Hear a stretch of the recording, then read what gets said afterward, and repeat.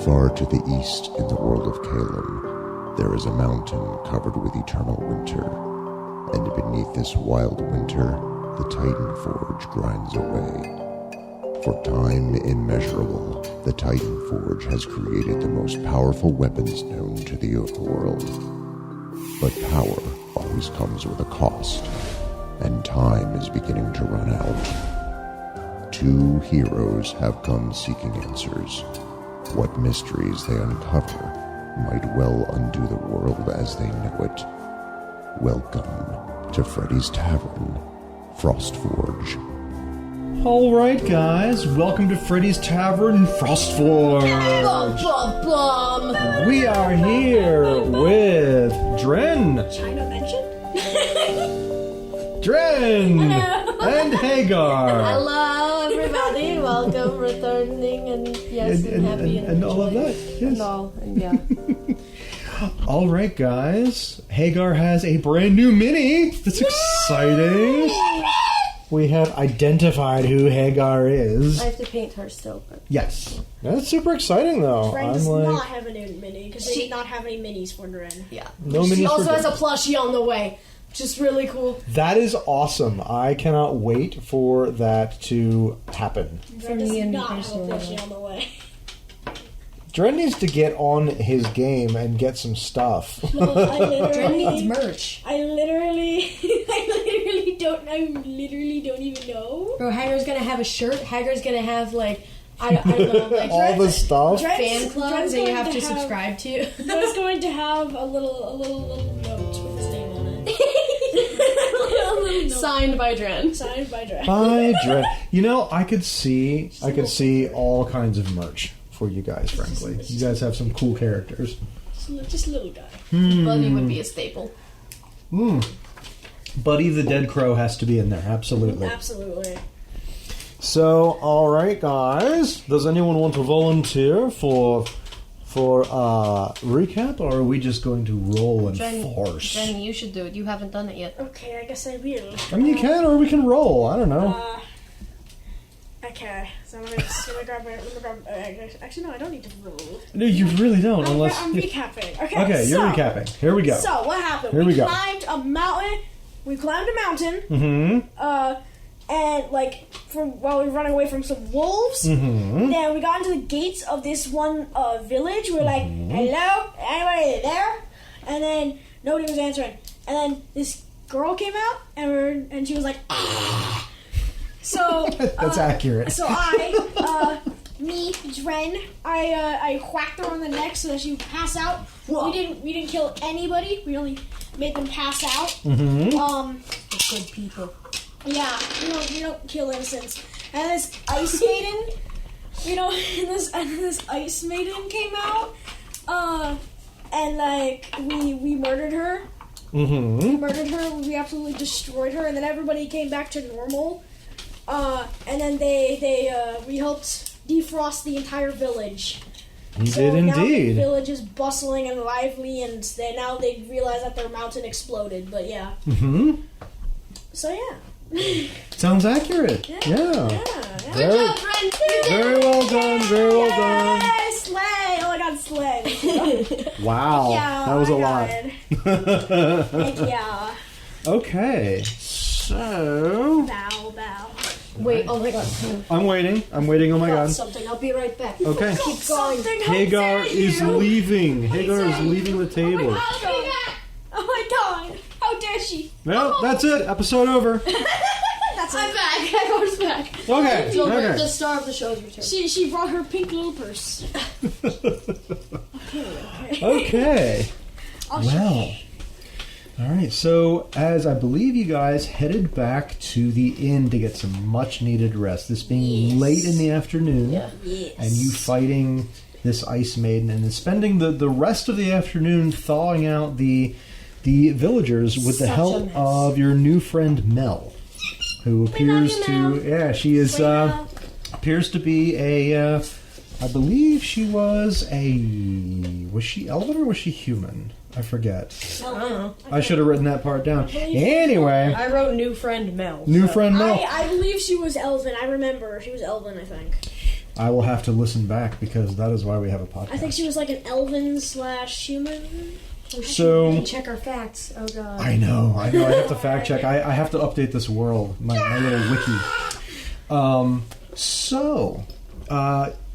The village comes back to life, slowly but surely. People being reacquainted with their loved ones, and you guys How sweet. kind of helping everything come back to life, and then heading down the street to the tavern.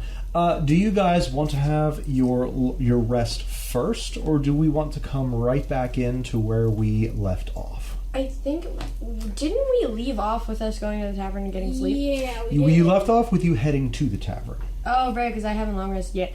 So we can go ahead and wake up the next morning, or we can come right in with you guys heading to the tavern. Waking up in the morning and like this. Okay, Kesha.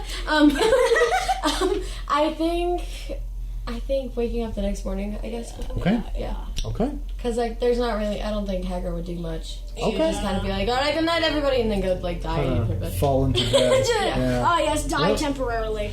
Okay. That's how she sleeps. Her heart stops. She turns into Nick from No, Grimm. literally. Grim mentioned? Nick? Yes. Grim mentioned? Grim mentioned? Grim mentioned? Grim mentioned, exactly. Last D&D campaign mentioned? Die temporarily? Last D&D campaign mentioned? So, you guys don't remember much from your exhausted state when you stumbled down the street finally in Frostforge and ended up at this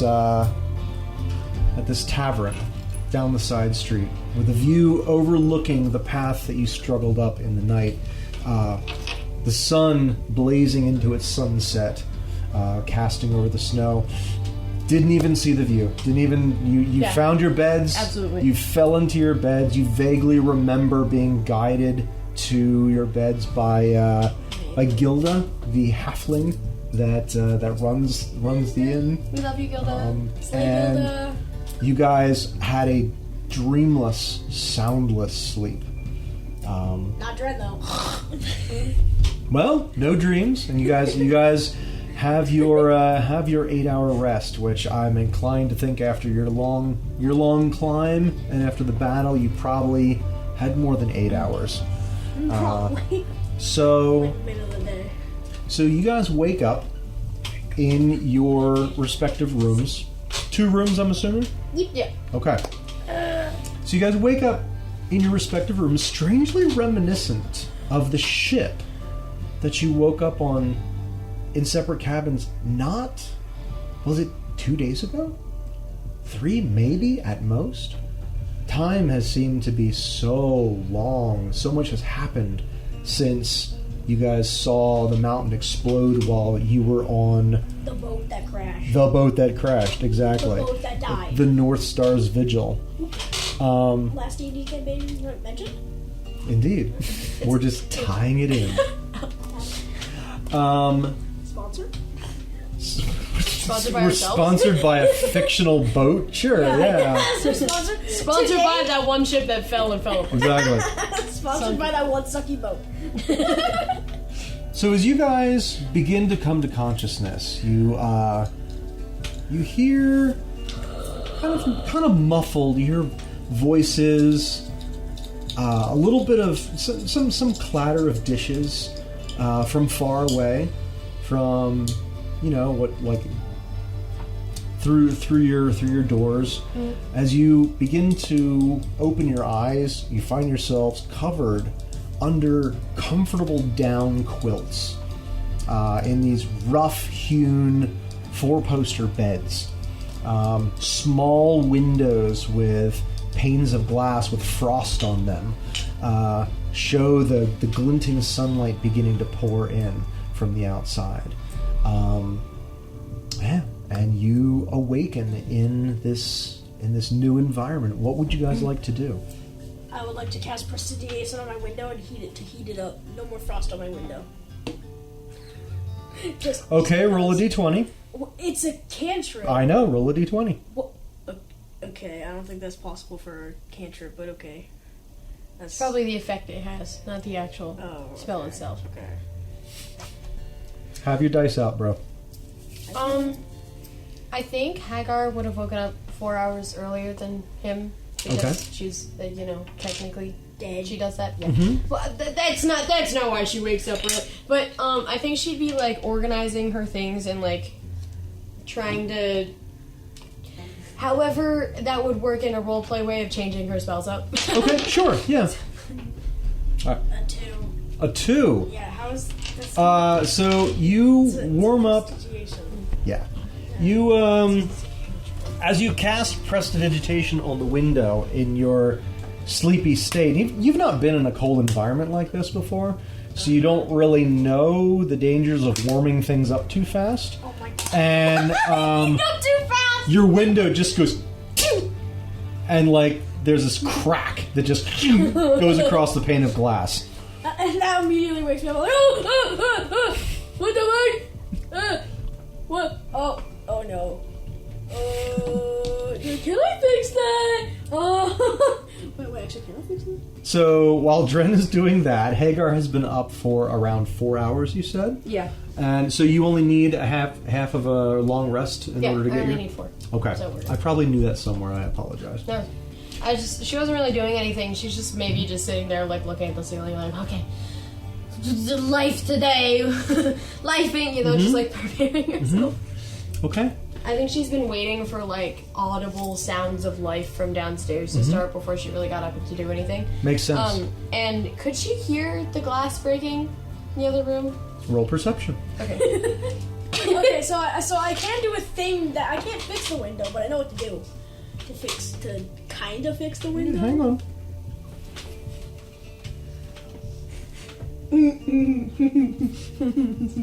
No, 7. You do not hear the glass break. Okay, you I'll be simply distracted hear, by, like, you hear the murmur of voices from downstairs, your conversation with your dead crow, and your spells for the day. Yesterday. So, crazy. Dren, you said you have a way to fix the window? Yeah, so I'm gonna cast Prestidigitation on the crack, and I'm gonna make a mark on it that like kind of I'm just gonna try to blend it in with the window. I don't know. Do you have mending? No, but I have Prestidigitation. And it says, Prestidigitation does not do it says that. I can color a small mark or a symbol appear on an object or surface for 1 hour. So you're going to make a mark appear on the window? Or I can create a non-magical trinket or an illusionary image that can fit in your hand, and that lasts until the end of your next turn. So I'm just gonna cast Prestidigitation and cast a illusionary image over the crack so it blends in with the window. And it lasts until your next turn? Yeah. Okay, so for 6 seconds there is an illusion over top of the window pane. Okay. So Dren casts Prestidigitation, and the window is healed. And then it's not. Unfortunately. An attempt was made. An attempt was made. Minor illusion. I'm just gonna blend it in with minor illusions. We're using all our spells today. I'm gonna go downstairs. Okay. Minor illusion is again a cantrip, so I can use this as much as I want. Okay. Minor illusion that. There we go. Now it's the same thing. All right, I'm leaving. And how long does minor illusion last? Fuck. So, Trinity lasts for up to a minute, so Dren, A minute, okay. Dren leaves the room, and then he hears, damn it! Just sparkles in the dust. You hear a loud, and then a, fuck! Okay. We're feeling very wordsy today. I hear. What happened? I'm trying to fix the window. What'd you do to the window? You were meeting out. You're meeting in the hallway. Yeah. Okay, yeah, all Dren just right. starts sobbing. Oh no! I don't want to repair it. I don't know how. Okay, listen. All right, listen. I don't like pulling this out very often.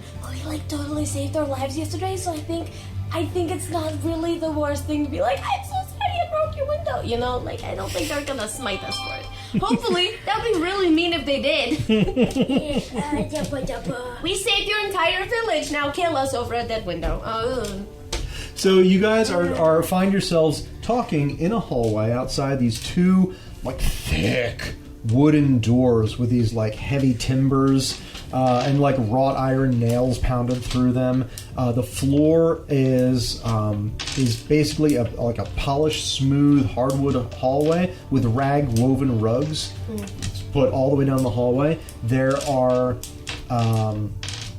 like candelabras on the walls with like candles. You can tell they've been burning probably for a couple hours. They're starting to gutter a little bit, but they shed a dim light through the hallway. Your rooms are in front of you. You're kind of facing Dren's door. Hagar, your room was to the left. It was down the hall further.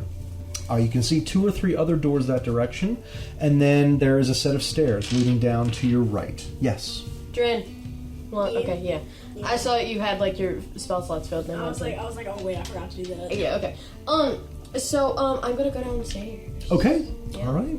So Hagar, as you go downstairs, a cozy tavern atmosphere opens itself to you. You descend into warmth.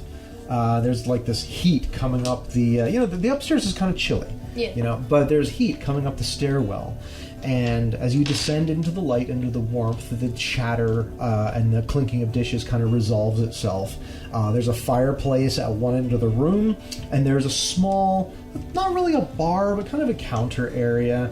And there's probably 5 or 6 tables that are... It's not crowded, but it is cozy. Yeah.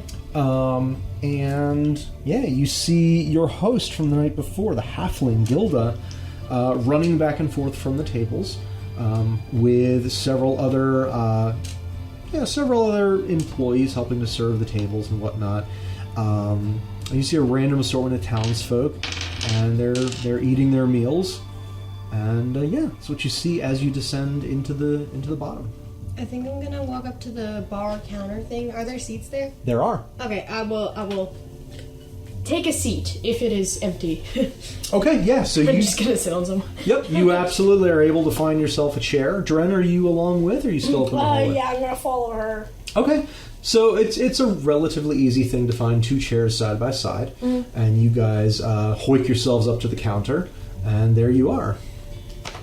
Is there like a barmaid or person? So there isn't. Gilda's kind of running back and forth. And as you guys kind of get onto your seats, and you're sitting beside like this hulking Goliath, right? Hagar is, excuse me. Dren is sitting next to what looks like a younger tiefling. Which is interesting in this, this very cold climate. But here we are. The only tiefling in the entire place.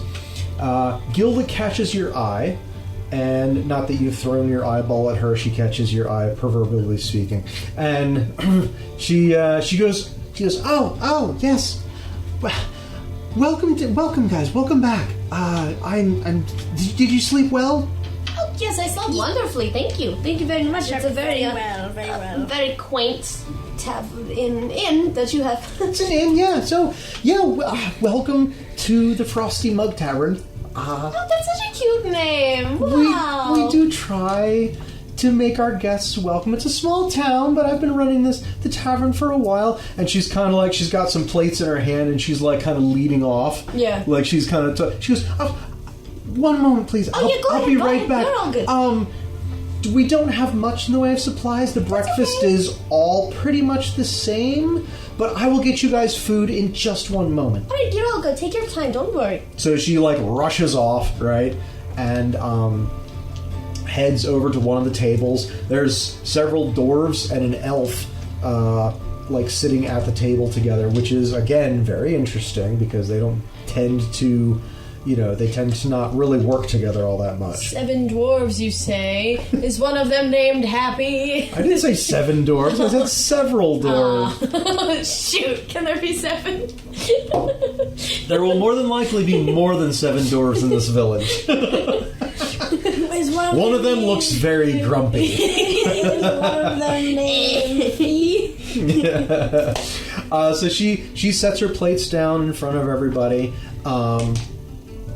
and she just heads back behind the counter, and just like, I'll be right with you. I'll get your food. It's coming up next, and she like goes through this like swinging door. It's like kind of like closes. And there's more bustle from the kitchen, and within space of probably 4 or 5 minutes, you guys have plates in front of you with eggs and like a nice cut of meat, and then mugs of warm, frothy milk sitting in front of you guys.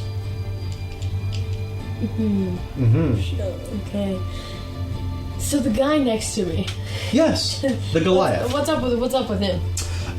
He has this like he's got kind of like leather clothes and like fur trim. You can tell it's made for cold weather. Yeah. He's got on boots. His head is shaved, and he's got this massive hammer sitting beside him, leaned up against the bar. And he's working his way through a mug of what looks like warm cider, and he's got a double portion of eggs and meat sitting in front of him. He's just That's a pretty big fancy hammer. You said the hammer? Yeah, it's a hammer. That's a pretty big fancy hammer. Oh, fancy. Wow, that's just my hammer. It's I've been using this for going on about 5 years now. Oh, so it's sturdy too. That's good. Good craftsmanship. It always lasts longer. I had a question for you. Did you want eggs? Mine, perchance? I noticed you have a lot, but would you want more? You don't want your eggs? I'm not a big egg gal. Well, sure, I can use everything I can get. Sure. Thank you, little lady. Oh, of course, yeah. So I kind of like lift up the plate and just kind of like Okay. wipe the eggs onto his plate. I'm like, here you go. And then if you want any of this, like, meat, let me know.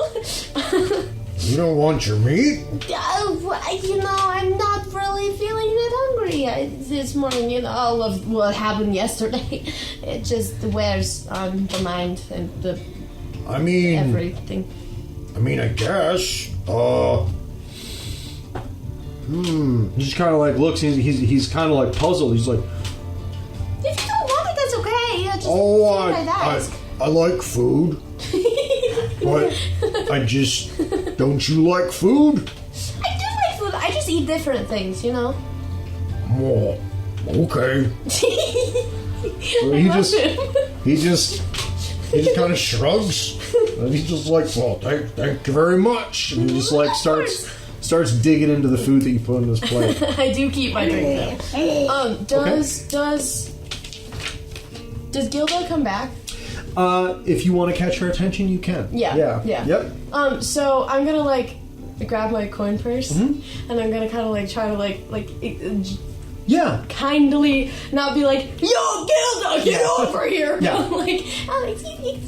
Just like. Yeah, sure, okay. So you manage to grab her attention. She comes over, and she's like kind of busily rubbing her hands on her apron, and she's like, yes, Hagar.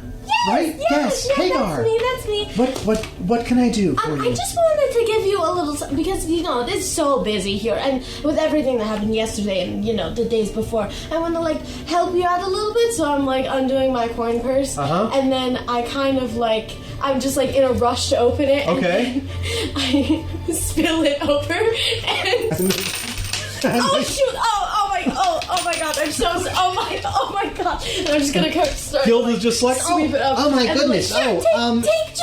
And I just start swiping them at her. Hagar. You owe me nothing. Oh, what do I leave? This town is in a great debt to you. You and your companions freed us. And she begins to kind of gather up the coins and kind of pushes them back into your purse, and she kind of hands them back to you. Then I just like keep shoving the purse. I'm like, no, but I want to help. That's the thing, I'm not doing this because I feel like I owe you something, but I want to help you guys. Because, I don't know, I feel like I can, so I should. Do you feel that helping us with, that waking us back up was not help enough, Hagar? I don't know. I don't need to get all philosophical. I just want to assist you. I tell you what. So, tell you what, roll persuasion. Okay. Can Dren walk over real quick? Well, Dren is sitting next to her on a stool. Oh, yeah. You guys were beside each other. Okay, Dren would like to go into the conversation. And, Okay. he would like to grab one gold from his dinghy and say, yeah. So this, just here. This is for your cracked window. I accidentally cracked your window. So I have to use prestidigitation. It's too hot. Okay. So I accidentally cracked your window. So Gilda says, and she's like busy like giving you back your coins. Yeah. She's like, I'm sorry, Dren. You what? I was trying to heat up your window so that there was no frost on it, and I accidentally cracked it. My bad. And you see, she kind of like does a double take. She kind of looks at you. She's like, you heated my window. With prestidigitation. Oh, okay. Well, all right. I mean, we can fix that. That's not a problem. Thank you for letting me know. I appreciate You're it. painted though. Okay. Well, so you roll persuasion too. Both of you roll persuasion. I got an 18. You got an 18. Yeah. Okay. Come on, man. So I'm trying to get the money. Please, just let me be nice. I got 3. you got a 3. Okay. My dice are not one. Nice. So, Gilda kind of like puppy eyes. she goes, I tell you what. How about I give you your food for half price? Will you accept that? All right, that'll do. Yeah. I concede. Okay. So then 1 gold for your breakfast will be perfectly fine. Oh my word! Okay, I give her 1 gold. Okay. And she goes, hey, thank you very much. I appreciate it. And honestly, Dren, accidents happen, but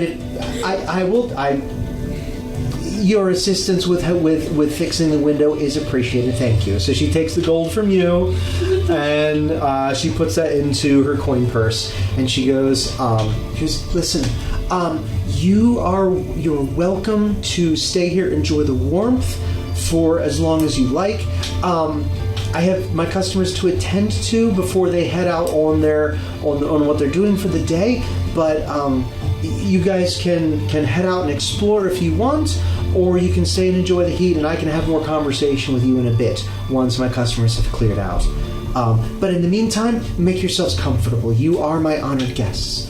And, Thank you. I really appreciate it. Absolutely, and again, welcome to the Frosty Mug Tavern. We're glad to serve you. And she just bustles off again, thwaps through the door. And so, around you guys, the bustle of breakfast is starting to clean up. People are starting to wind down. Their plates are getting more empty. The giant next to you, kind of like looks over and he's like, "Oh, thank you again, little lady. I appreciate the extra food." Oh yeah, of course. He kind of like picks up his hammer, kind of like he's about to swing it over his shoulder, and he stops and he looks around. He's like, "Oh, best not do that indoors." And he like kind of starts walking toward the door, heads out through the door. Door shuts behind him. And so people are beginning to, kind of filter out, starting to slow down. As soon as they walk away, I want to sneakily slide 10 more pieces of gold under the counter. Under the counter? Is there like a counter? Is there like an area behind the counter that I can like? So the counter is kind of like it's solid. There's a top and it's like a solid front, like a diner. Almost. What about behind it? So you would have to like either like lean over really far and like there's a counter. She has long arms. It's fine. Okay. So you're trying to go stealthy on this? Yeah. Okay, roll stealth. Okay. Oh, Hagar, queen. Oh. 11. Okay. So Hagar is beginning to lean across the counter, and with like gold, with like a handful of gold, you're like reaching, and you can just barely reach, and you're about to set the pile down, and you look over, and the tiefling on the other side of Dren is just leaning over and just like watching you do this with a very puzzled expression on his face. They won't let me tip them. This is the first person that I've ever run into that won't let me give them more money. Well, that sounds like Gilda, yeah. She's a generous soul. Yeah, so I'm just gonna, and then I just like put them on the counter and then lean back and I'm like, you could have seen something. I don't really care, but I did it. It's done now. Dren just kind of casts prestidigitation and makes a little from Hagar on the coin. Like Dren just goes, I didn't do anything. I don't know what you're talking about. You're lucky that I'll only be there for a minute. So the tiefling kind of like it's a mark. Kind of like raises an eyebrow. He kind of like looks at the two of you and he kind of like smirks a little bit, and then he sits back down. He just kind of goes. He seems to just like make this little mental note in his head, and he just kind of sits back, smiles to himself, and sits back and just starts drinking his cup full of whatever he's got. It looks like it might be coffee. Oh, that's interesting. Yeah. Yeah. All right, so are you guys going to hang out in the bar and acquaint yourselves with the inside of the tavern? I think we should find our companions. Okay. Most likely. Okay. Oh, no, prestidigitation lasts for an hour, actually. Okay. Duration in 1 hour? That was one that's casting time that I was looking at. Is 1 minute? It was one action. Oh, got it. Okay. Prestidigitation is one action and duration an hour. Okay. Yeah, it's... So those will be there for a while. So, as the bar begins to kind of like empty out, you notice that your companions from the ship are sitting over in the corner. They got downstairs before you guys, and they're seated next to the fireplace at this round table that looks like it could probably seat like comfortably 6 to 7 people. It's The Knights of the Round Table. It's a big table, yeah, and they're just kind of like they're sitting there, and Brynja's definitely not a morning person from the look of it. She's either that or hungover, and she's probably not hungover. So she's just like she looks very rough around the edges. Captain Aranthor is seems to be like a little bit more together. You good? Yeah. Okay. Little dragon. So that's so you see your companions in the corner, and Brynja looks up from her meal of eggs and meat, and she sees you guys at the bar, and she says, "Oh, Dren, Hagar, hello, you." How are you guys feeling this morning? I'm gonna walk across the bar so that she's not shouting across the whole thing. Hi! Yeah. Dren's gonna put a minor illusion of me in front of her until I actually won't move from there. That's going to be too big for a minor illusion. Minor illusion is like 1 square foot. Yeah. Itty bitty little Dren. Oh yeah, A little tiny Dren. I'm gonna put a tiny Dren on the table. Okay, all right. Hi, you can talk to I'm gonna also have prestidigitation. It's like, you can talk to me before. You can cast one at a time. Okay. Yep, 1 spell at a time. This isn't spells. This is cantrips. Which is a spell. It just doesn't take a slot. Boo. Sorry. Come on. I gotta follow the rules of the game, man. I know. Otherwise, we get into combat and everything goes to hell. I know, we're not going to use that trick in combat.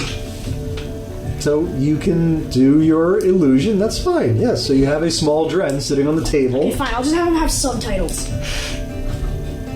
Okay. Sounds good. All right. So as you, Hagar, as you approach the table, Brynja stands up to her full 3.5 foot dwarf stature, and she just as you go to say She hi, hopped off the chair. she pulls you into this bone crushing hug. Just like, oh, my scales. Oh, Hagar. my scales. Okay, this is I am so glad that you're too bad. okay. Are you actually there? Well, yeah, I walked over eventually.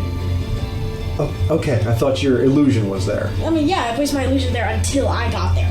Okay. All right. So So she didn't have to Hagar yell. gets a huge hug. Dren comes up behind and slightly after, and she pulls you in and gives you a huge hug as well. Oh, that's true. We gotta. I'm going with the order that you've given me. Okay.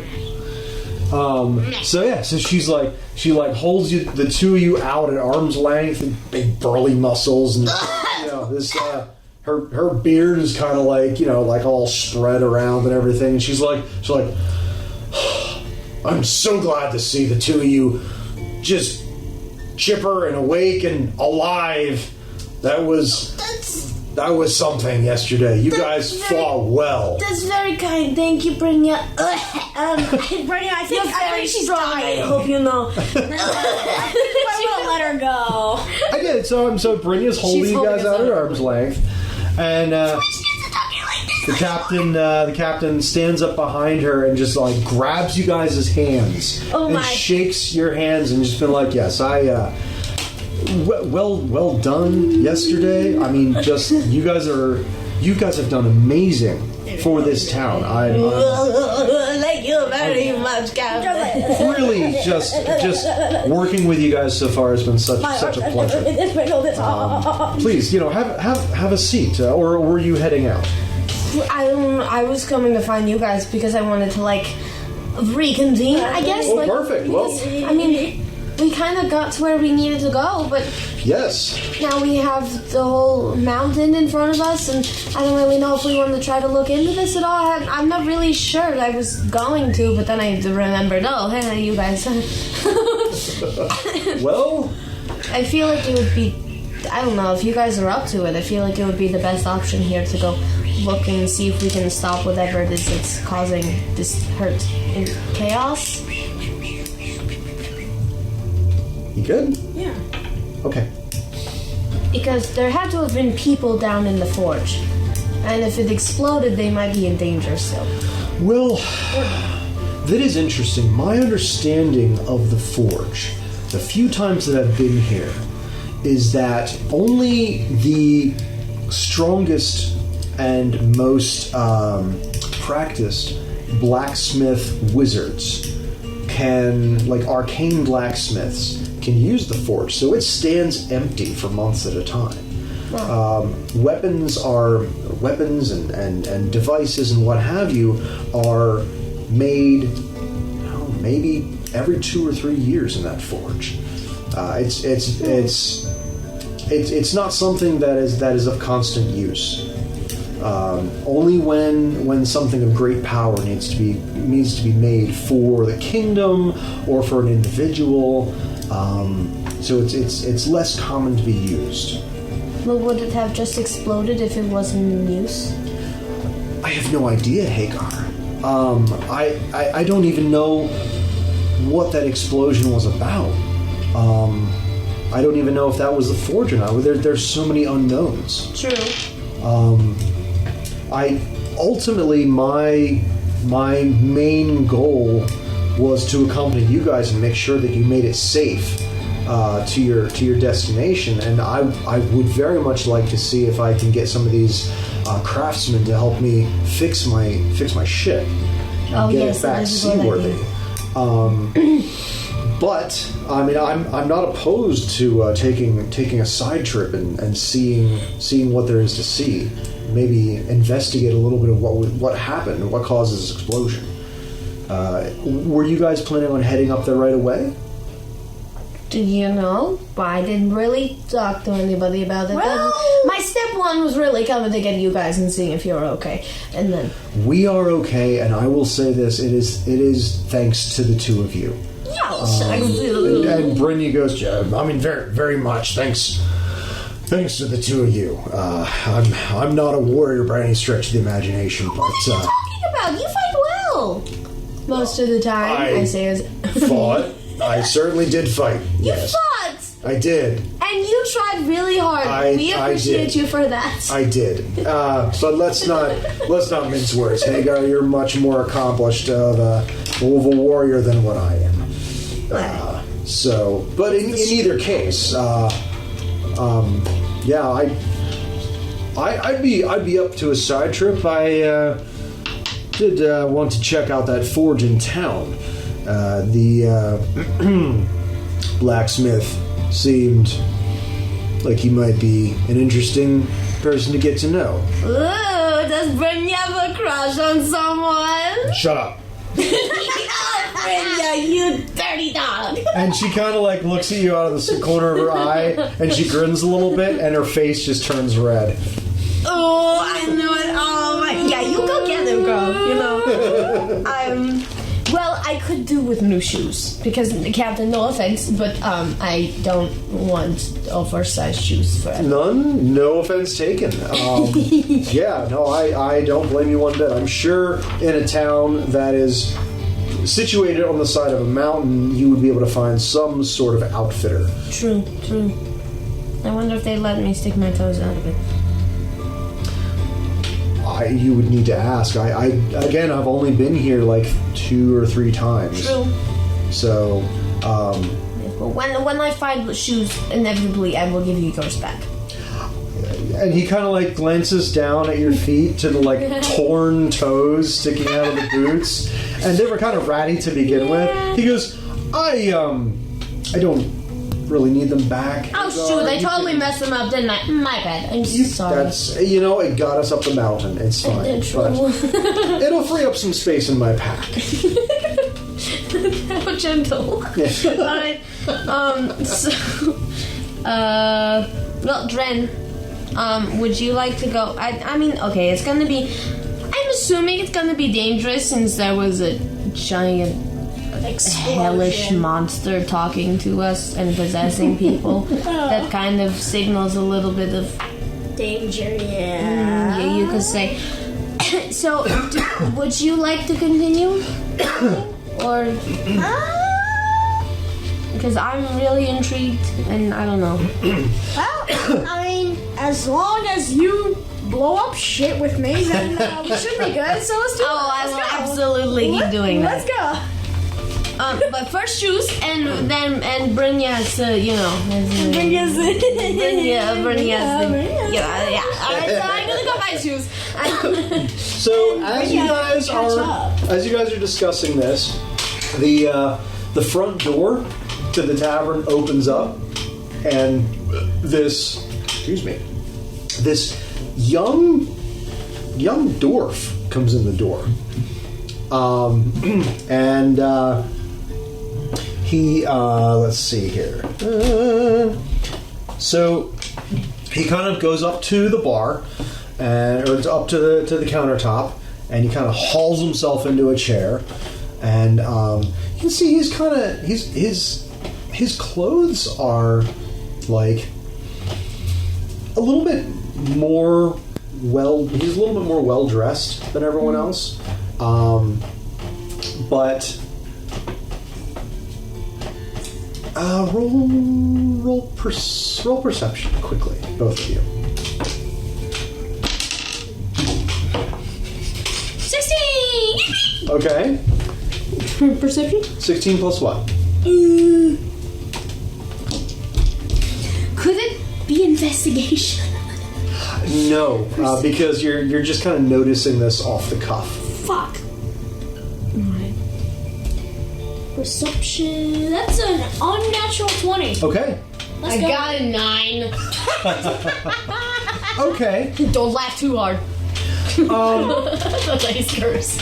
So, Hagar, you notice him come in, but you're like, okay, whatever. You know, I'm more distracted by my shoes. You're distracted by your boots, yeah, and kind of thinking about.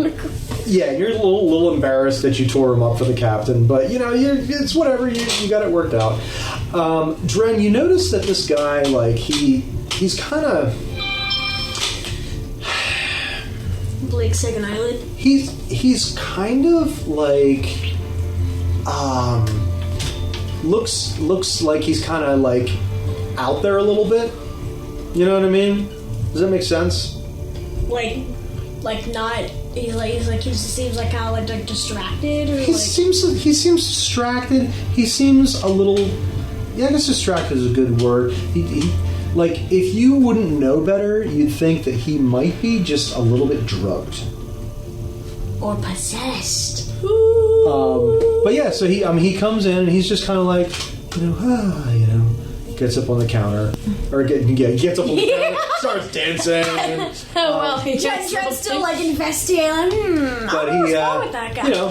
He gets up on the stool and starts dancing. Gilda comes over and you hear her saying, "Good morning, Alaric. Normal breakfast?" And you hear this dwarf go, Yes, normal breakfast, please. Thank you very much. And Gilda kind of like gives him a side eye and just kind of goes back in the kitchen.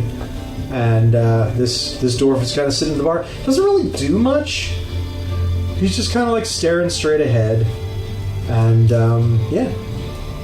I'm gonna like whisper over to Hagar. I'm like, Hagar, see that guy over there on the stool? A guy? Oh, yeah. Yeah. Why would have been? That guy's definitely either drugged or fucking possessed. He seems kind of spacey. Alright. Yeah. Do you Spacey, think that's a good word. do you think he would respond to Infernal if I talked to him? If he was... You think he would respond to Dragonborn? Is that a language? I think. Dragonic? Are you talking about Dragonic? Draconic, yeah. Draconic? We can both try. I'm gonna whisper. At the same time. I'm gonna whisper. Wait. Hang on. I have an even better. I don't think Draconic sounds like that. Yeah, I know, that was me whatever. Imitating? Yeah, imitating the Hagar. Okay. I'm gonna cast message. Oh, And I'm gonna okay. whisper into his head real quick. Okay. In Infernal, that was what he was talking, right? Infernal, the big scary Yes. guy that was like, Yep. Yo, what's up, my bros? How are you? Can you understand me right now? Are you possessed? Ooh, okay, joking. I'm kidding. And Okay, and that's the voice you're that's using? my message. That's your message. With In Infernal. In Infernal. Okay.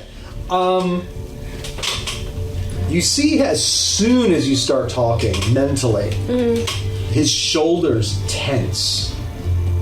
And he looks up toward the ceiling and turns.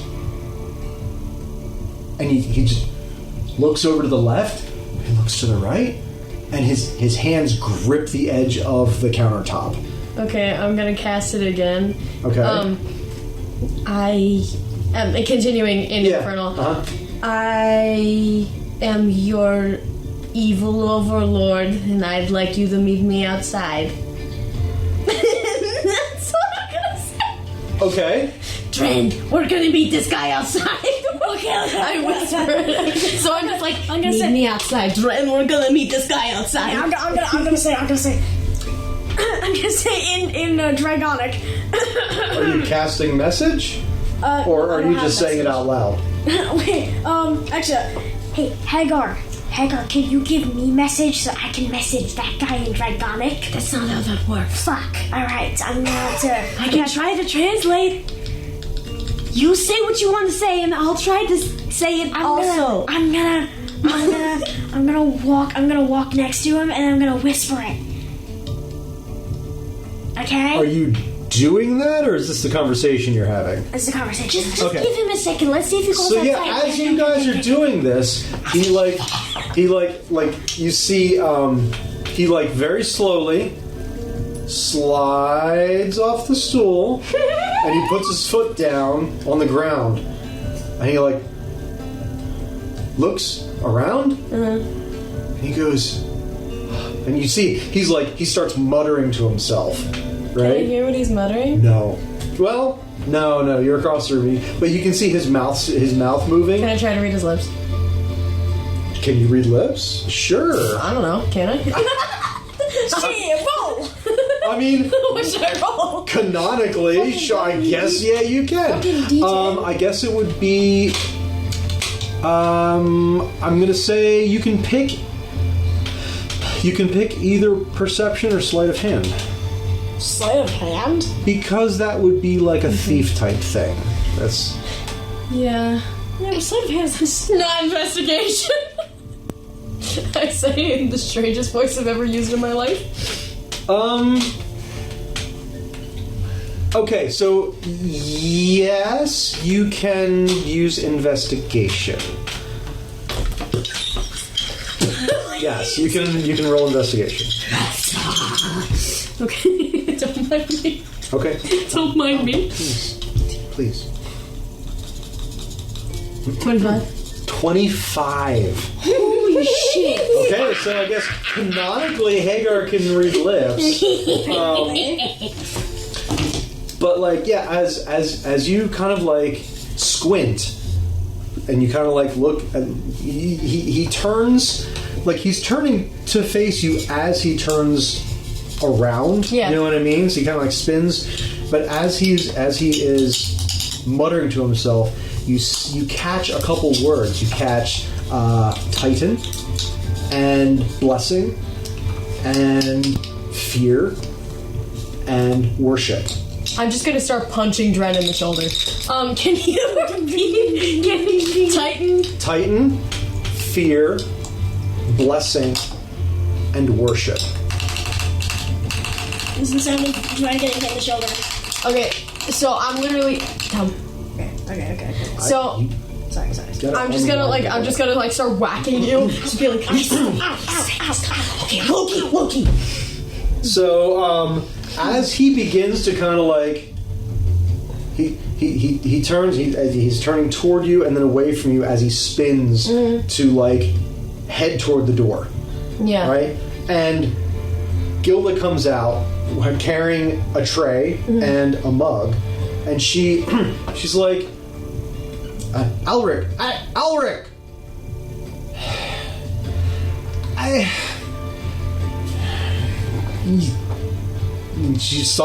You hear her mutter, loudly, Yeah. stupid. Ugh. And she, just sets the mug and the plate down on the counter, puts her hands on her hips and says, Alric! And he's heading toward the door. Okay, And I'm as gonna you quickly run watch- up and just put another coin down the counter, Okay. 2 coins because that's I'm guessing the full price of breakfast, and then just 2 gold coins and be like, So sorry, we're in the middle of something. He'll probably get back to you. And if he doesn't, assume something went wrong and then run after him. So you're going to do all that? You're not going to give her a chance to respond or anything? Nope. I mean, if she starts talking, She's like, yeah. So I'm just gonna boom, it's not, and then run. But So you leave her just flustered, Yeah. with her hands on her hips, with this pile of food and a mug, and Jen's like, it looks delicious now. and she's like, I can't. This poor woman. This poor lady. Okay. So where are you guys going? Now I'm gonna try to stealth after him. You're gonna stealth. Okay. Same. So you guys, he is out the door, probably with you guys running after him. He's out the door, probably 4 steps ahead of you. Okay. So, like, he is, like, right outside the door, or so you assume. I'm also gonna cast Mage Armor myself, just really quick. Okay. Just, you know. Okay. You're like following him around and you're like, Should I roll stealth? If you're going to stealth after him, then yes. same. Hagar, no! Hagar! She's too I'm never excited. gonna be any of assistance. I can be assistance. I rolled a 19. I rolled a 9. Okay, well, if you're assisting her, well, okay, are you both going after? Yeah. Okay, then Yeah. you can't assist her. Fuck. You are both doing it. Okay. So I'm sneaky, she's not. Hagar, you go running out the door, and you go to open it, and you literally smack right into the back of this young dwarf. He's standing outside the door, looking up at the sky, and you boom, bam, fall like smack off his back. Gosh, I am so sorry! Are you okay? I'm gonna, like, try to help him up. And, Okay, Dren, you're like right inside the door frame, and like you're very hidden. I'm just You gonna give you a notice. quick, like, Yeah. oh, I'm so sorry! I'm so... And he kind of like stumbles forward, and he's still staring at the sky. Like he didn't notice you. Like you ran right Yeah. into him, and he's just like standing there staring at the sky. Okay, alright, and I'm just gonna offer a quick, like, oh, well, super sorry, I'll be on my way, and then, like, run around the side of the building, and then, like, peek out back at him. Okay, so Dre's gonna Go ahead. use his follow Hagar. you're gonna follow Hagar? Yeah, I'm just gonna. Okay, so I mean, just to set the setting, you guys are out in the street. There's about 20 feet across the street. Kind of trampled snow. 2-story houses. Some one-story cottages with smoke coming out the chimneys and whatnot. And this guy is again staring at the sky. And as you apologize profusely, and then run away, and Yeah. Dren kind of like sneaks after you, right? He goes, what? And slowly turns, and you're not there. Yeah. Like you left, Dren left, and he turns around, and he's just like, what?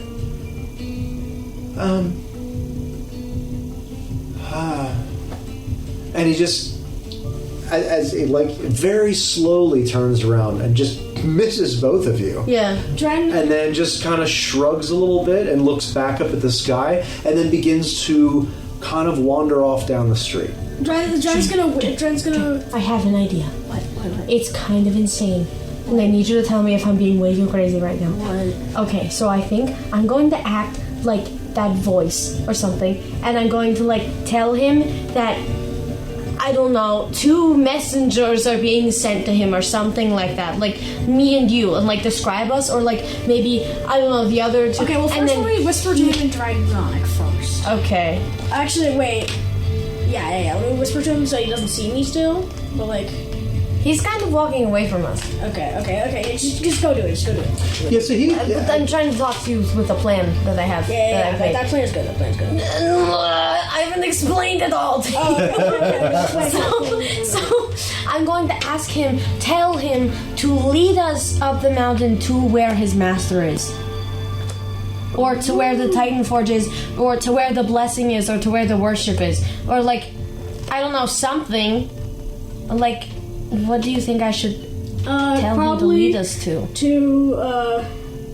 Let's say, lead him, to me, like, as in, like, implying, I don't know, the Titan Forge or something. Yeah, That sounds mysterious. Lead them to me. Lead these disciples to me. Yeah? Yeah. And then so we have to act all like whooshy and gone like him so that he trusts us. Yeah. And we have to try not to put him in harm's way and, like, don't hit him with any more doors like that. But, you know, it's not him we're after, it's just whatever this thing is. So I think you should go talk to Brynja and Captain Aranthor. Yeah. So, and then tell them about the plan so that we can get this going. And we need to happen fast. Like, we need to do this. If we're going to do this. Okay. I'll go I'll go into the thing. I'm gonna sneak myself and go into the area. I'm gonna go. What were the names? Brinthor. Brinthor! Both of them! Brinthor! So, Aranthor and Brynja. Aranthor, Brynja! So they were talking amongst themselves, and they look up. Brynja's like, yeah, Dren, what is it? I run over to him. So Hagar has this plan. I explain the plan. What? So that's how we're gonna get to the Titan Forge with this dazed, drug-possessed looking guy. It's all weird, but just follow me. Just sneak out the door with me. Okay, roll performance. Come on, dice. What is that? 14? 14 plus. What is it? Performance. Mm-hmm. Performance. It'll be in alphabetical order. That's a 24. Okay, so somehow you are able to communicate succinctly and clearly what exactly is going on. And so they're like, you see them like, oh, okay, all right, lead the way, Dren. All right, let's go. And yeah, so Aranthor goes, lead the way, and you see him kind of like grab the hilt of his sword a little bit. All right, so we all sneak out the door over to Hagar. Okay. She enacts the plan. What is Captain Aranthor? Like, is he human? He is human. Yep. I'm obviously a dragonborn. Yes, you are. Okay, so is he still in the street, this dude? So as they come out the door, you're watching this guy. He's kind of wandering. I mean, he's not like staggering. He's not drunk, but he is kind of wandering toward the end of the street. So he's still within range of me. He's still within range, and he's kind of looking up at the mountain. Okay, so I'm gonna like look at them and be like, okay, you're all good with the plan. You've heard about the plan. You've got it. We've heard it. Yes. Because we need to like lock in and do this now because he's about to run away and this is our one opportunity. Okay. Super sorry about the whole blacksmith thing, Brynja, and there's always a chance for later. I'm sure he'll be around for a while longer. Oh my! Okay, alright, okay. Okay, so I'm going to once again cast message at this dude. Okay. And I'm going to whisper in Infernal into his ear. Okay. I am sending messengers to you. A thin girl, a dwarf, a human, and a dragonborn. Lead these disciples to me. Okay. All right. So, and you see him stop, and he's like, and he kind of like stares over the mountain, and he turns, and he looks around, and you see his fists just ball at his sides, and you hear this, "What do you want? Why can't I understand you?" And like, there's like these villagers to either side, and they kind of like look at him, and they're like, and you can see there's recognition there. They know who he is. Yeah. And they're not like moving away from him, but there's kind of like pity in the way they're looking at him. Dren's gonna whisper in Dragonic,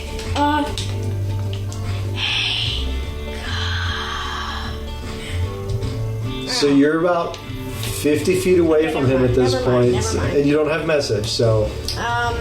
Fuck, what do? We should sneak over there quickly. So, as you guys are kind of like starting to formulate like what you're going to do, you see the large, the bald guy from the bar earlier. Yeah. He comes down the street, and he's like, Alric. And the dwarf kind of like looks at him, and you can see now as he turns, he's got tears in his eyes. Yeah. And the Goliath goes, Alric, let's get you home. You don't need to be out in the street like this. Come. And he puts this like large hand on his shoulder, and he begins to kind of lead him back towards you guys as if to pass by. Okay. Shoot, what do we do? Okay, so maybe he doesn't understand Infernal, but then how did he go outside? Like, maybe he just thought it was the mountain talking? Maybe. So as they're coming past, you hear Alric, this young dwarf, going, "But you don't understand. Brock, you don't understand. He's talking to me, and I'm trying. Brock's like, I know. He's just like patting him, like boom, boom, like patting his shoulder and kind of like knocking him forward. And this young dwarf is just like, I'm trying. I wish I could understand. I think I'm gonna like pop out Okay. and like kind of like hello. Okay. So Brock notices you guys. Yeah. Hi.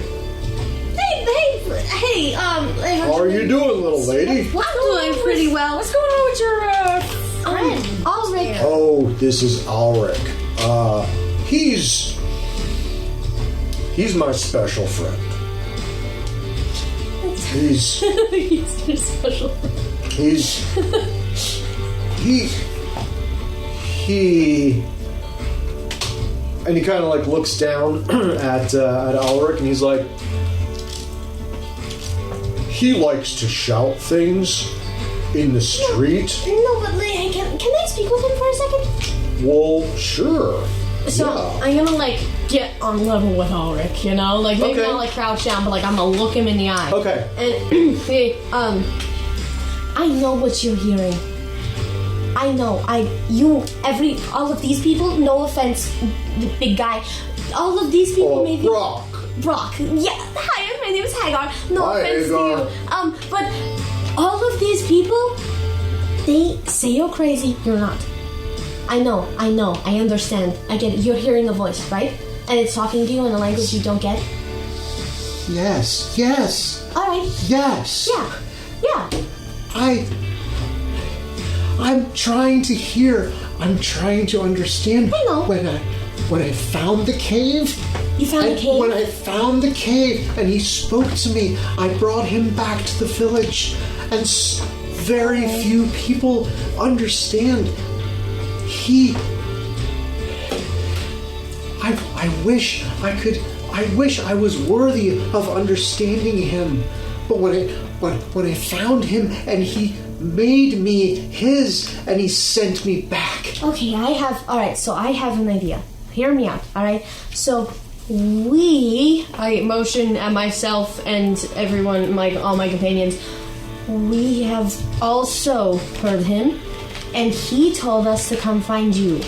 He told us to look for someone who's his disciple and who he created to be his, so that you could lead us to where he is. Roll deception. That is a bald-faced lie. I mean, he did. No, he literally did though, because he said "free me reward." Oh, so he I'm did? trying to find him. Okay, so I'm all looking right. for him. Okay, so roll deception. Not as bald face. Roll deception. Please be nice to me, dice. Okay, that's great. I can help you. Go to assist? Okay, go for it. Come on, live for death. 13 plus What's your deception modifier? deception plus 5, so 17, 18. Okay, what's yours? I got a 13. Okay, so what are you doing to are you speaking to him as well? Yeah, like Okay. like we both heard the voices. We need help from the disciple, and we've heard that you are the disciple or something. I don't know. Okay, so The disciple, and we want to find him just as you have.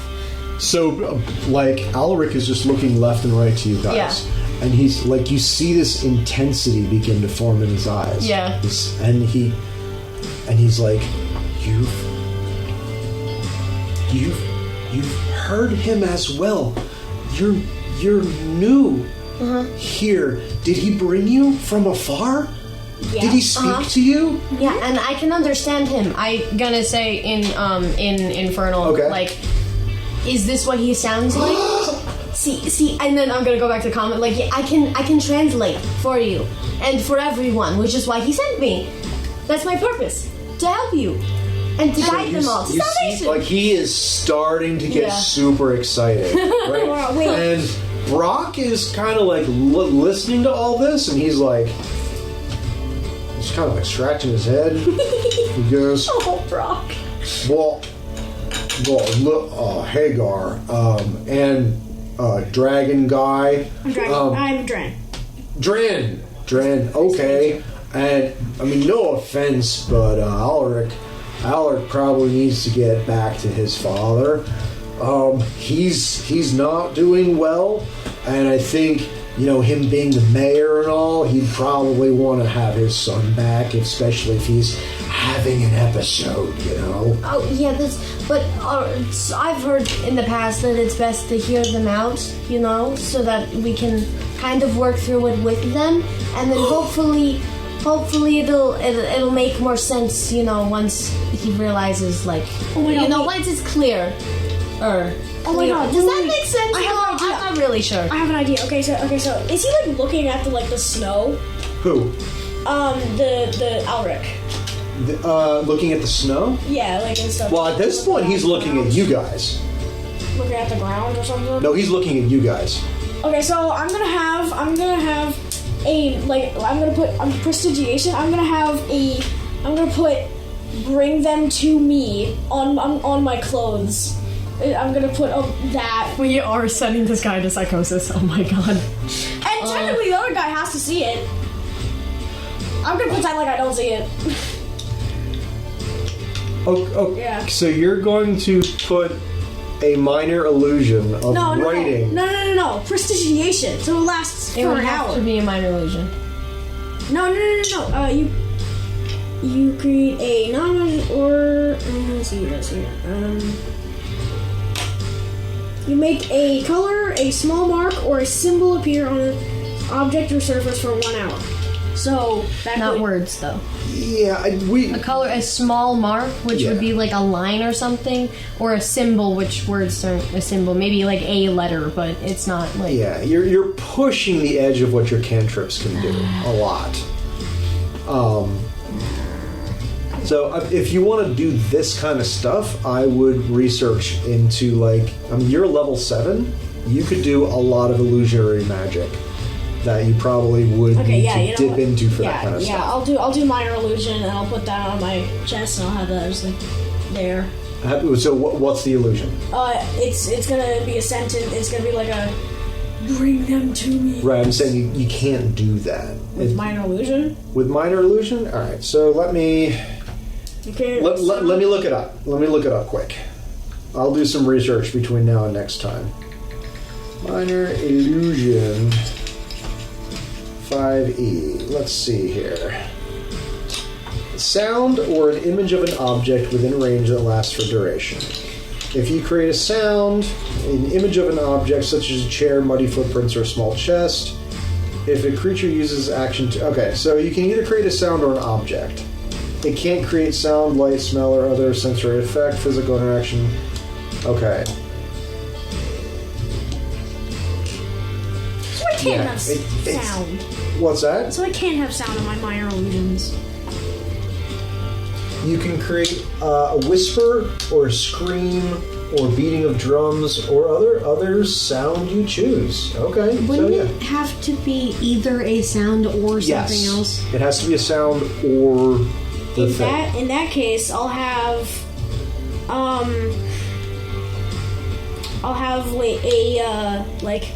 I'll use minor illusion to have a mysterious sounding voice. Okay. To go bring them to me.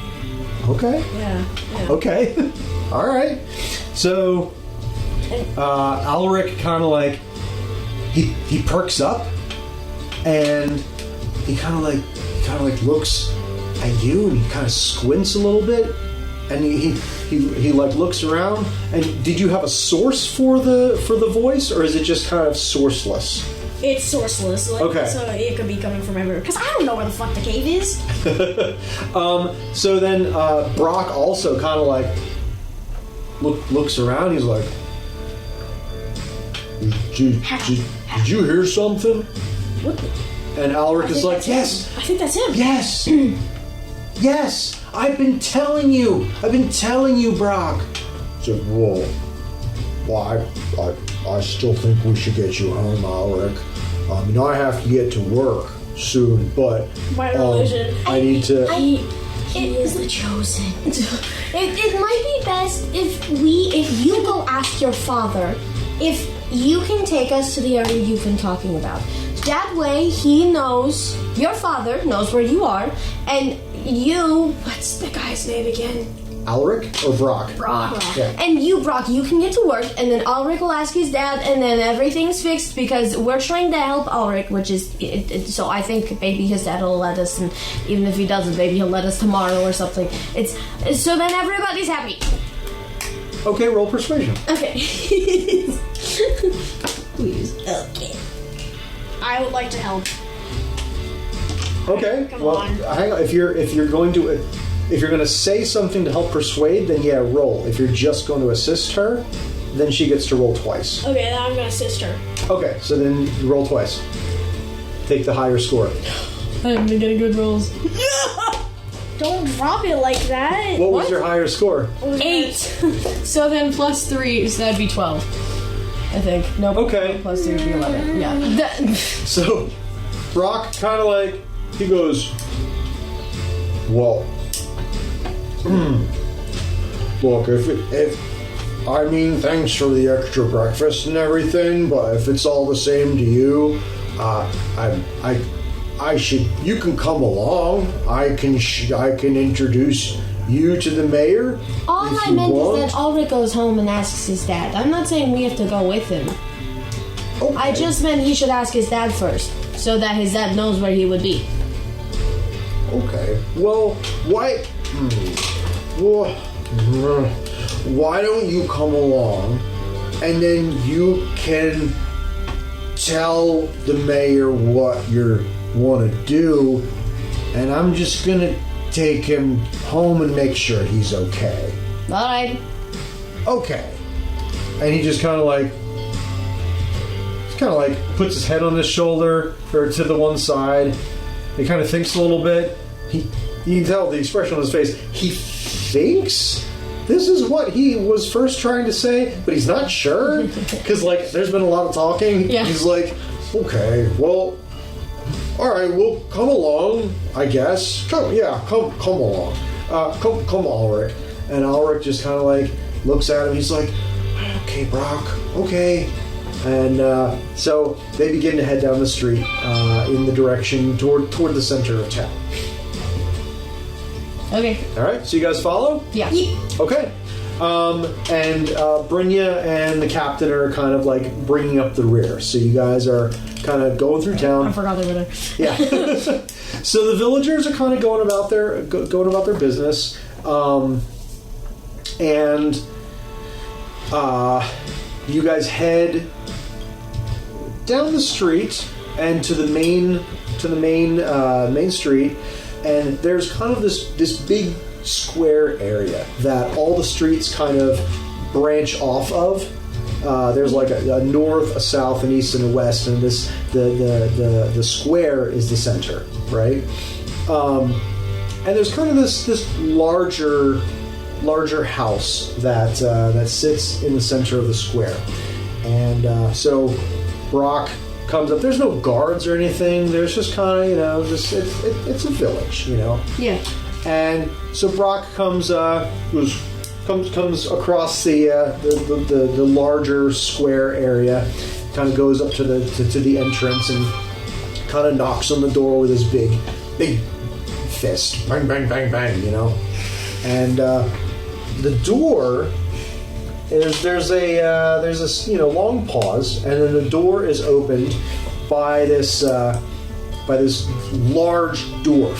He's got this grayish beard, and his hair is kind of thinning on top, but it's a braid down the back, and he's got a little bit finer clothes. Yeah. But he's, rather than an axe or anything of the sort, he's got this walking stick in the one hand, right? He opens the door, Brock, Ulrich. And he just kind of like sighs a little bit, and he sees you guys, and he's kind of like, you know, Brock, what's happened? Did Ulrich have another episode? And Ulrich's like, it's not an episode, Father. And he's like, just wait. We'll speak in a minute, Ulrich. And Brock goes, oh, he was out in front of the tavern. And the mayor goes, I understand.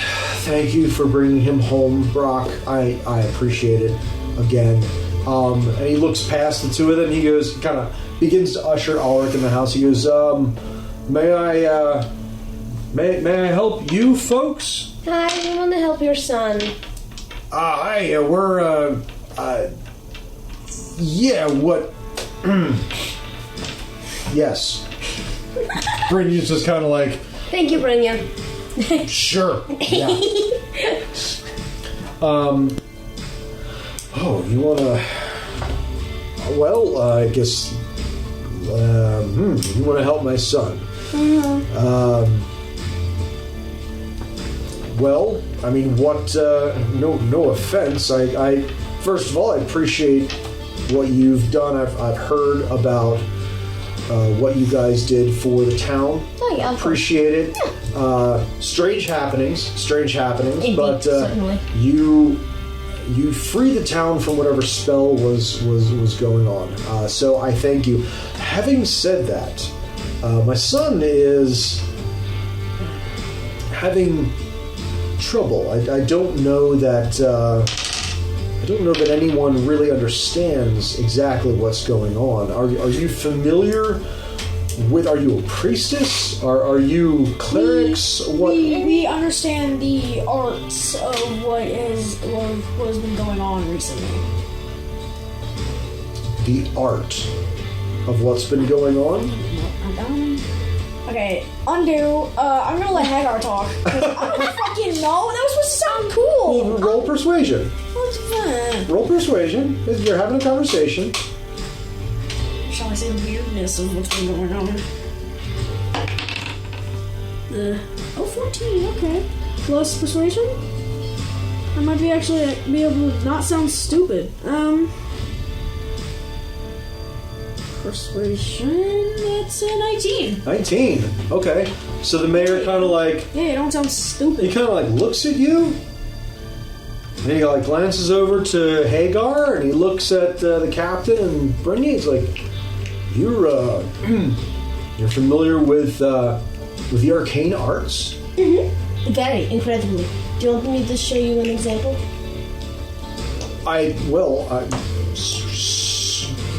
Certainly, yes.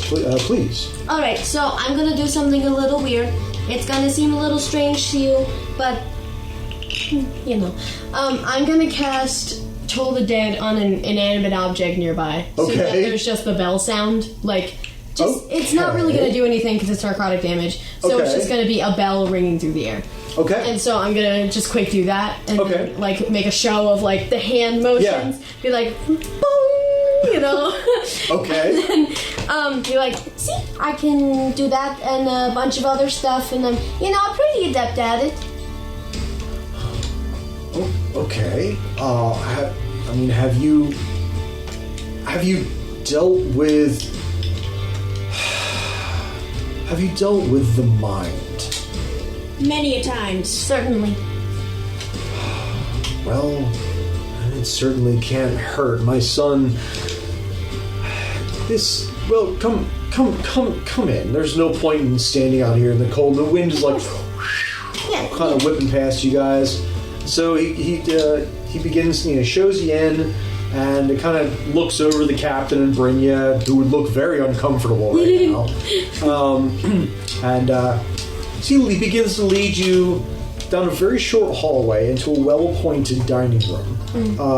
Dining room on the one side, small kitchenette, and then this receiving area with some very comfortable chairs and couches, and this large fireplace with like a whole log in it, like just kind of roaring fire.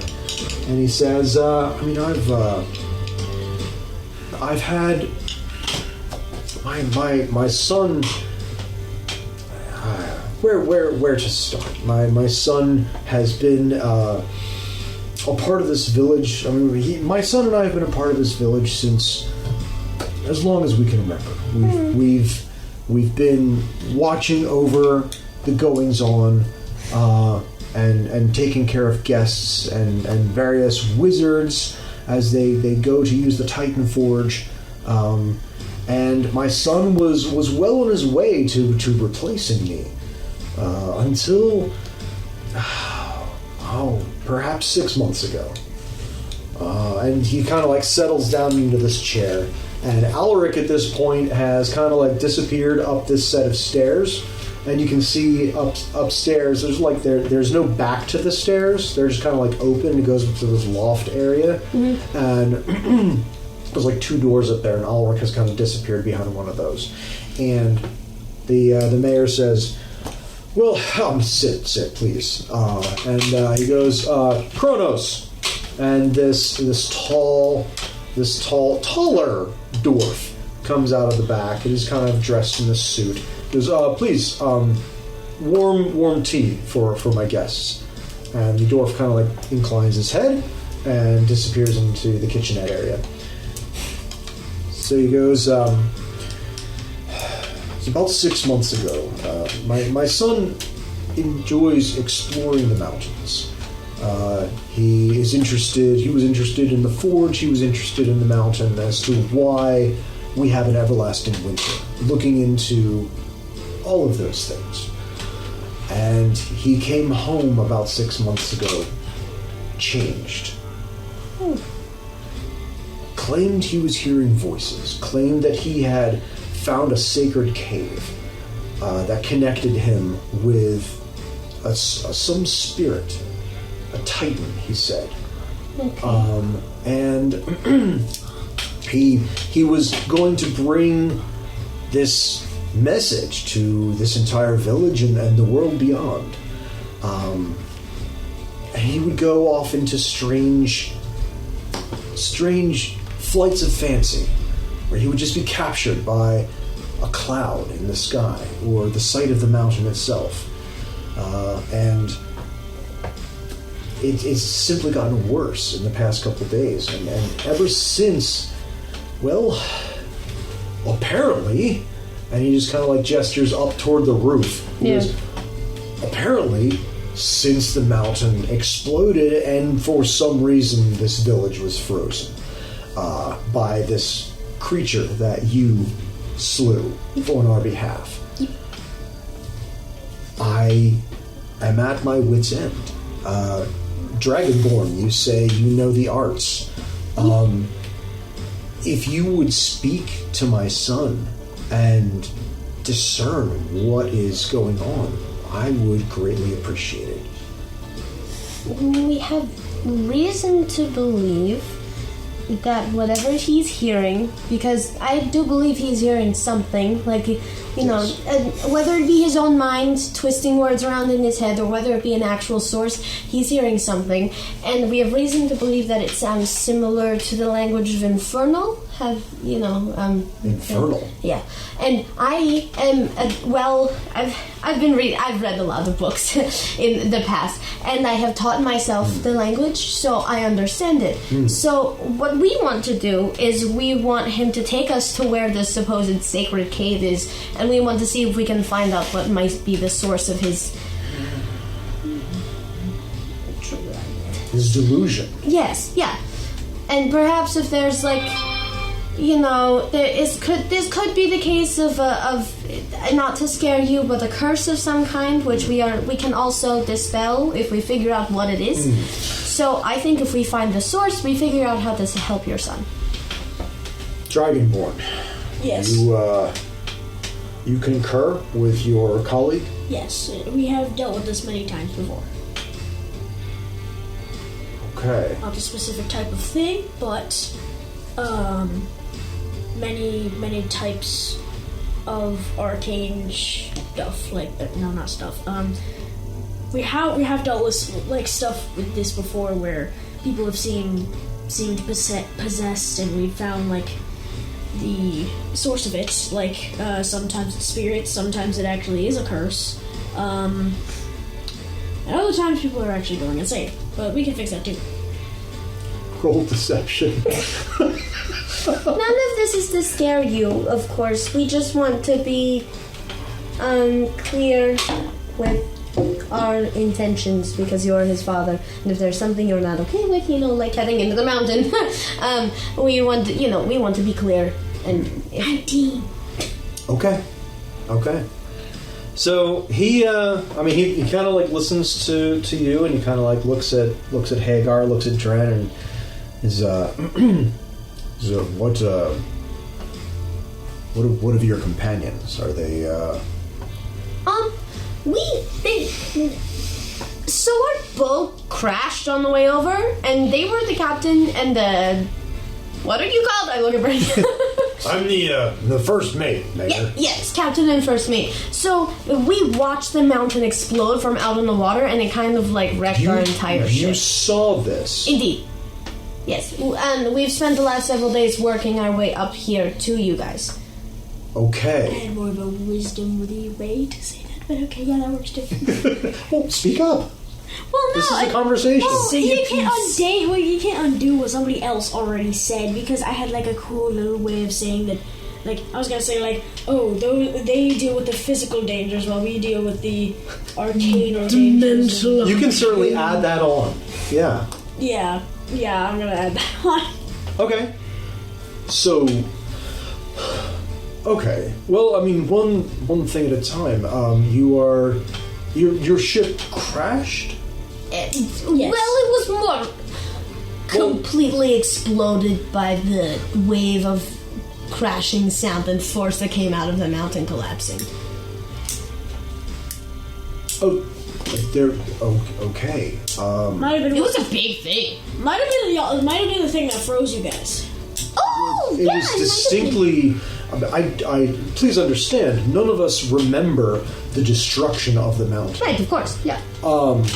So it's entirely possible that the wave of whatever destroyed this is what froze us, certainly, and what destroyed your ship. You're the captain, and Aaron Thorne kind of like stands up and he's yes, I'm Captain Aaron Thorne at your service. And the mayor says, Is your ship on the shore? Like what's the state of your ship? And Aaron Thor kind of briefly describes the state that you left the ship, that it's still floating, but it's kind of needs help and that kind of thing. And so there's a brief back and forth between him and the mayor, where the mayor says, okay, we'll allocate some resources to this. We'll give you some carpenters to head down through the jungle and help out.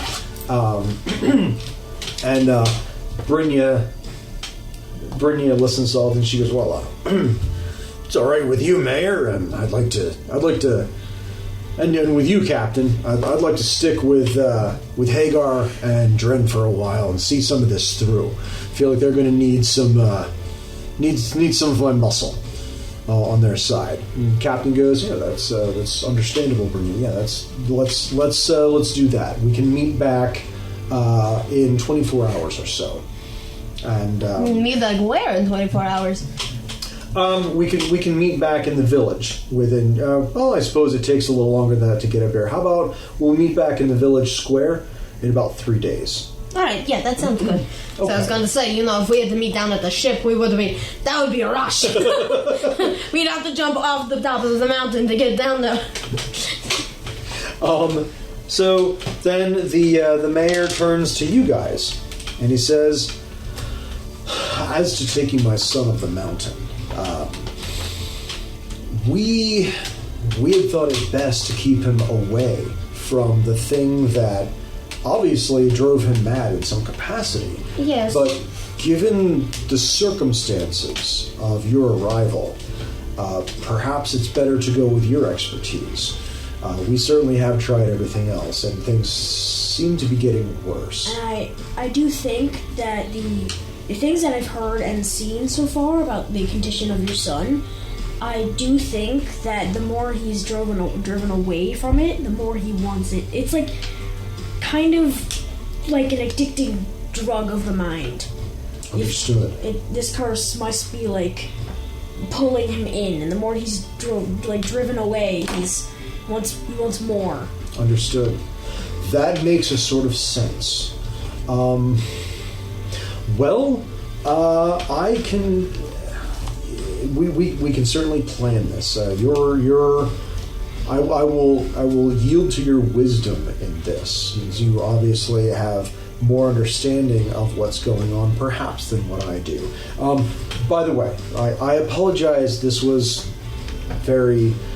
I was not ready for visitors this morning, but I'm Mayor Burrand, Mayor of Frostforge. Good to meet you.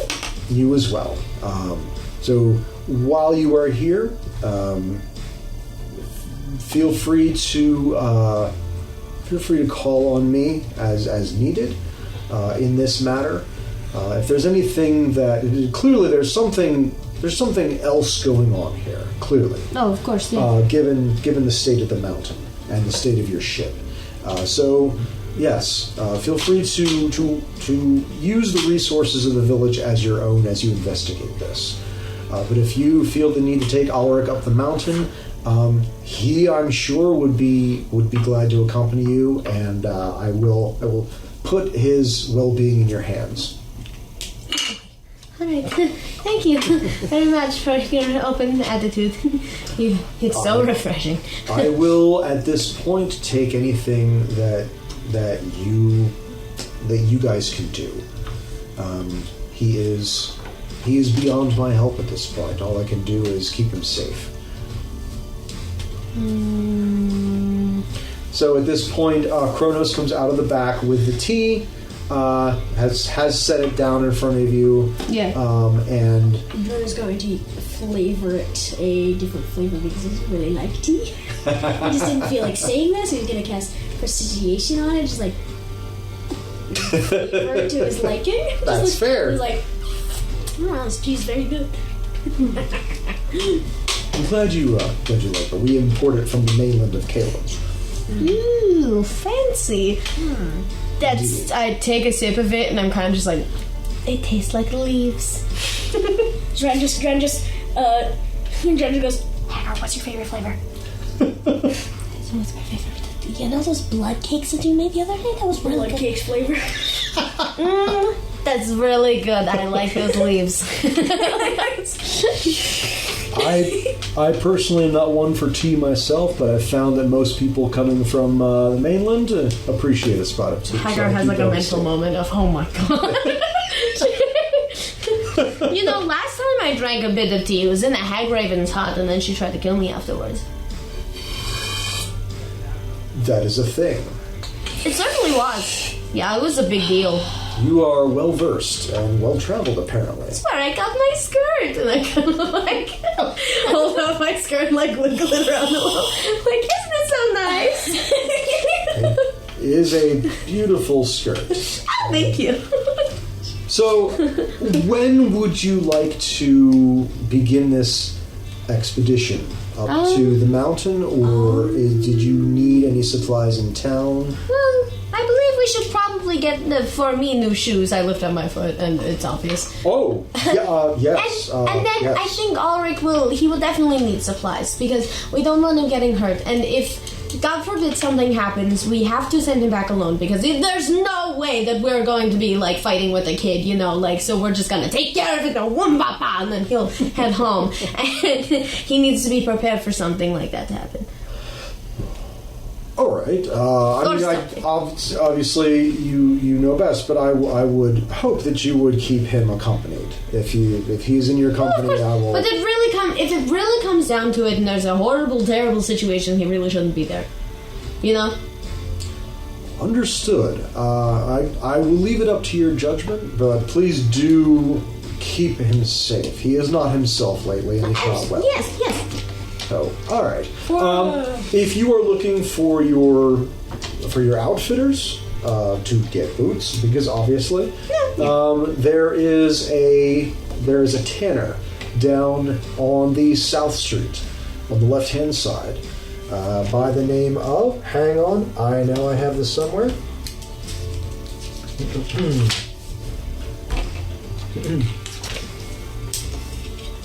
A tanner by the name of Elendor. He's one of the few elves that lives here. And he is quite good at his craft. And he'll be able to outfit you with whatever clothing you need for your expedition. I'm probably just gonna get this, but sticker. Well, you are welcome to tell him that. Switching around. You're welcome to tell him that Barund sent you to his shop, and he will give you the discount that is afforded friends of the mayor, shall we say. All right. Well, thank you. Of course. If there is nothing else, I do have some other matters to attend to. Obviously, our town was just frozen, and Well, yes, have you're some very busy things to take care of.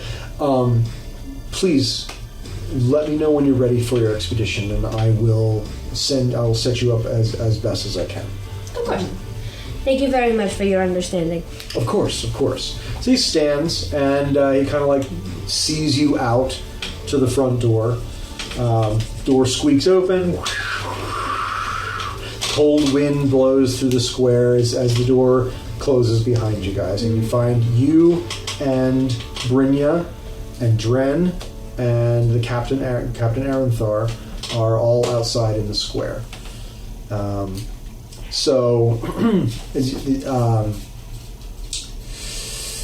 his name? Oh, Kronos. Kronos is out here with you as well, and he kind of like says to the captain, come. I'll escort you to the carpenters in town, and set you up for passage down the mountain with our most skilled craftsmen.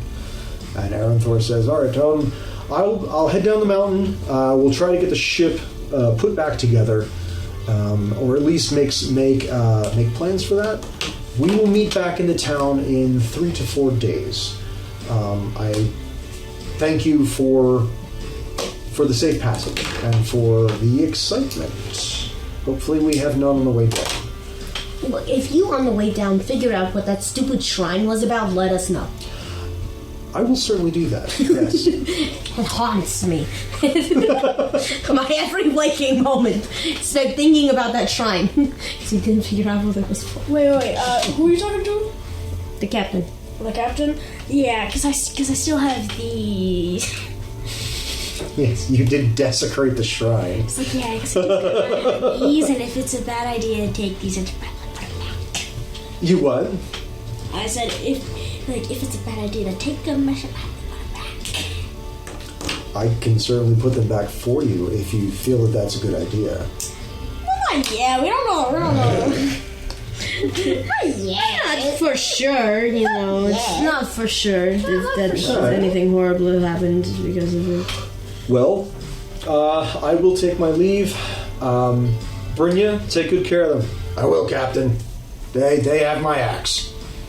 Thank you, Brynja. We appreciate it. Of course. So the captain heads off with Kronos, and he disappears down the street, leaving the three of you. So Let's go find some supplies, shall we? Okay. It is like 4:20. It is like 4:20, yes. So is this something, do you guys want to look for supplies quick, or do you guys want to go ahead and end it here for this session? I think this would be a good place to end it. Okay. It feels like a... It feels like a pause. Yeah. Yep. Okay. All right, so that is where we will pause. And yeah, next time we will see where it takes us, guys.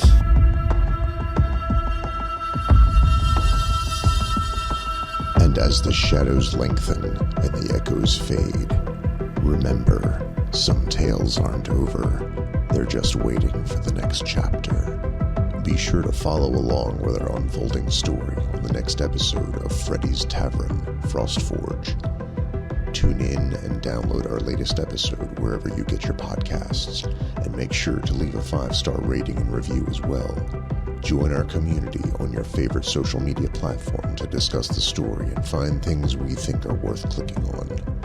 Our intro music is Exploring the Unknown by Adam Saban, and our outro is Apex Program by Cody Martin.